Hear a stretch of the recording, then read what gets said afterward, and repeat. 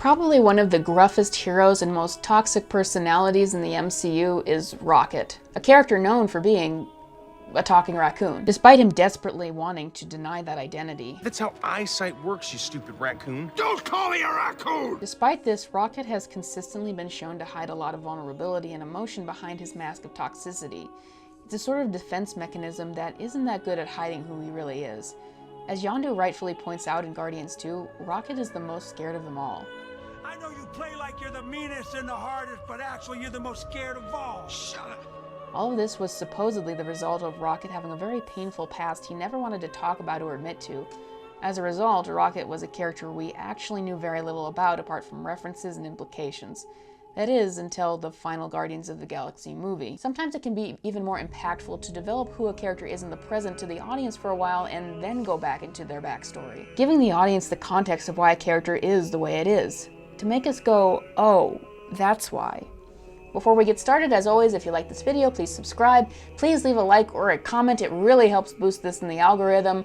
And if you like all of my content, you can check out my Patreon and support me on there. It costs only $5 to sign up, and you get some exclusive behind-the-scenes content with that. And also a special shout out, I do make my own films, and my next short film, The Purple Hand, is going to be releasing on this channel soon, so subscribe for that. Now, on to the rest of the video. Rocket's story begins with him as a baby raccoon, one that is in a cage playing with the other baby raccoons. We then see him become the one who is taken away by a man just because he was the only raccoon to stand out curiously when his cage was opened. He is then taken and tortured alive with horrid experiments performed on him to change him into something more unnatural but more intelligent. Despite the horrible experiments Rocket goes through, he is able to find friends here through the other tortured animals. They are terrifying at first as these small, normally non-threatening creatures mutilated into scary, perverted-looking beings, but we soon see the innocence in them. It is an otter, Lila, who speaks to Rocket first. If you watch the movie, you'll notice that noisy music is played when Rocket first enters his cage and first sees his fellow inmates. But when Lila talks to him, the music stops, indicating that she is the calming presence in his life and setting her up to have a special significance to him. She tends to Rocket's wounds with her robotic arms she was given after her real arms had been amputated. A lot of people have already compared the animals in this movie to the toys in Toy Story 1. There we saw harmless-looking toys that had been tortured and perverted by their owner, Sid. They're made out to be scary at first, but we soon see that the innocence and goodness in them have been preserved. All of a sudden, the looks of the characters don't matter. You see them as the good guys and the innocent ones. Innocence tortured is one of the themes of Rocket's backstory that makes it so heart-wrenching. As people, we're supposed to feel a natural obligation to protect the innocent or helpless. Keyword, supposed to. The High Evolutionary largely targets who we'd have these feelings towards. In the beginning, it's cute, helpless little animals who not only can do nothing to defend themselves, but can't even understand what is being done to them, even though they still feel all of the pain. Later, we see it as children he has in his possession to experiment on, another group we are supposed to inherently feel we need to protect.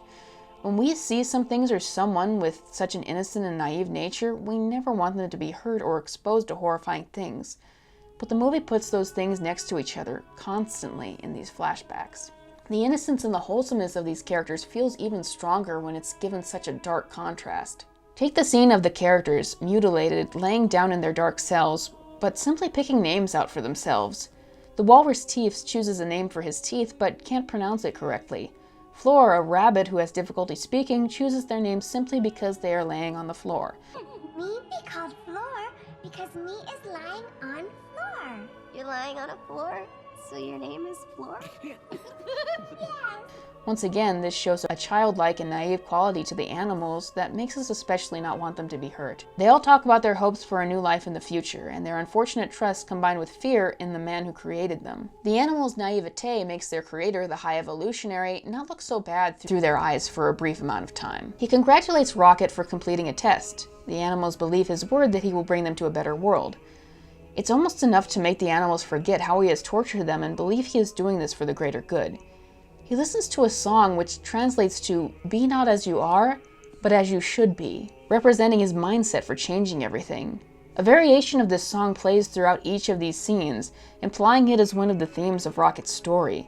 That is something important we will talk about more later. At the end of each of these scenes, Lila will finish them off saying, "It's good to have friends." It's childlike, it's incredibly sentimental, and I can see why some people would find it cheesy, but that's why it works so well, catching you off guard before giving you a stark contrast. Our next flashback sees the High Evolutionary achieve the next step in his work. He reveals that Rocket, along with his friends, are a batch of failed experiments to him that should be destroyed.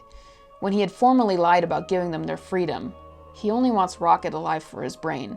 I love the callousness of his delivery when he says of the other animals, "Incinerate them." Rocket goes back to his friends, revealing that over his captivity he's created a key to set them free before they are all killed. He sets Lila free first. She's about to say, "It's so good to have friends," her comforting mantra, only to suddenly have herself shot in the back, killed by the High Evolutionary. Her last words are, "Sky," something she desperately wanted to see. Even in the most horrid situation imaginable, the animals had hope. Rocket had hope because of Lila. Now she's been taken away too. Rocket starts screaming at this, just screaming, just echoing complete despair. Then the worst happens. The High Evolutionary starts screaming back, mocking him. When someone is in complete abject fear or sorrow, the absolute worst thing the villain can do is try to mock it, to minimize what's been done to the person. Rocket attacks the High Evolutionary in a scene that's probably one of the most violent and intense in the MCU. All the while, Floor, still as innocent as ever, keeps calling for Rocket and Teefs to run away. Now might be their last chance. Floor still talks in her broken, childlike English, once again contrasting horror, death, and violence with something completely innocent. But during a gun standoff with the Evolutionary's men in an attempt to kill Rocket, they end up killing Teefs and Floor. Two innocent animals who didn't deserve any of this, who were still fighting with hope to get free, killed by an accident because the guards were trying to hit Rocket. Rocket's trauma of his torture is compiled with the grief that he was the one responsible for killing his friends. Every piece of toxic behavior and self-hatred we've seen from him to this point is perfectly explained. He really is the most tragic creature in the universe. But his story is not done yet. Rocket's been living his life believing that he's a freak of nature. A failed experiment to be disregarded just like his creator believes him to be. His creator likes to fancy himself the god. At one point he even screams, "There is no god. That's why I stepped in."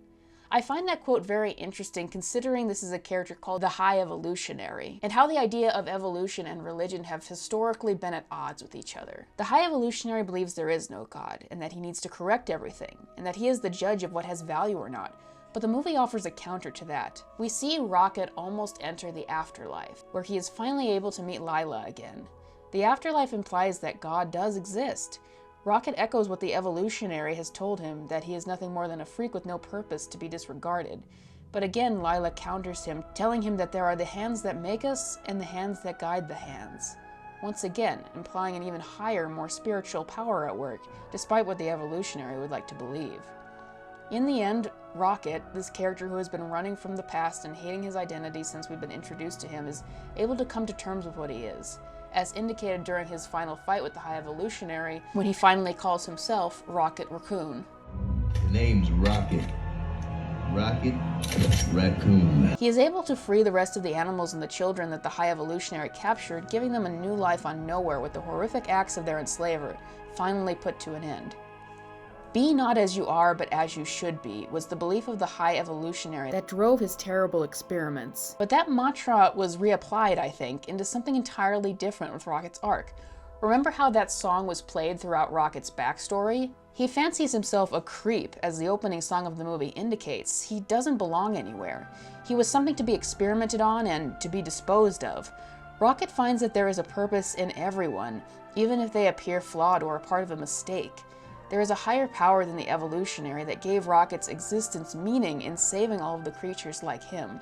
I'm actually not the biggest fan of James Gunn's work, and I think that Guardians of the Galaxy Volume 3 is a very flawed movie with a lot of those issues that would take a while to get into. But I do think that James Gunn absolutely knocked it out of the park with Rocket's backstory, and it'll probably be the reason why I go back to this film. The movie starts with the Radiohead song Creep to echo Rocket's feelings about himself. But it ends with the song Dog Days Are Over, a song about finding happiness, as Rocket is finally done for himself, the rescued animals, and the rest of the Guardians, giving a perfect cap off to his story.